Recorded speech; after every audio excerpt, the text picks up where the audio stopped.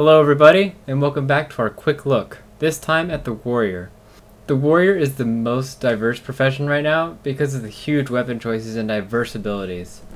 The Warrior is the best example of how one profession can fill all roles in their own ways. In all cases, the Warrior is great at getting into the thick of battle and staying there. Whether it's to buff, do damage, or crowd control, the Warrior always needs to be in the middle of things to be effective.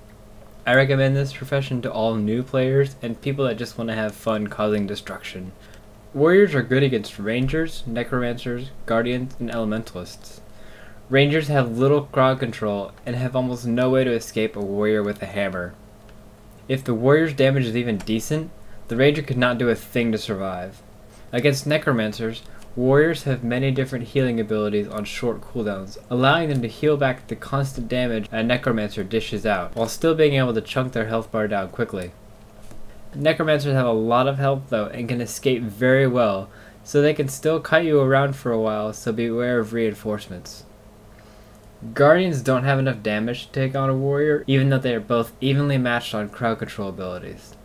But Guardians' healers are higher cooldown because they heal for so much. So if they are interrupted, it's quite devastating and allows the Warrior to come out on top.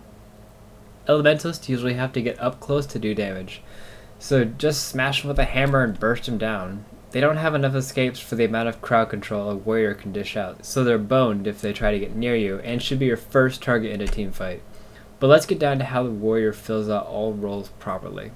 We will start off with the support Warrior, since most people are not as familiar with this role.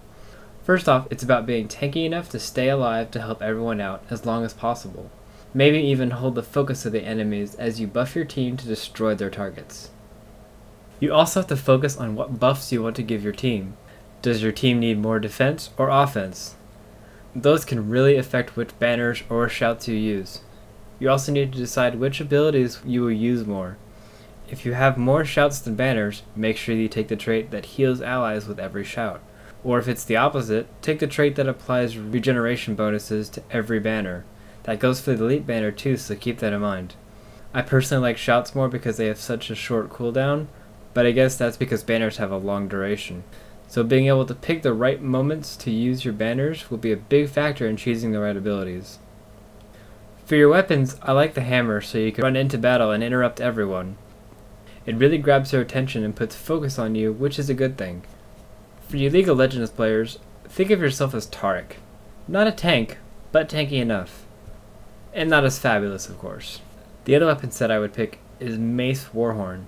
This allows you to block some incoming attacks while also being able to add more AoE buffs to your allies.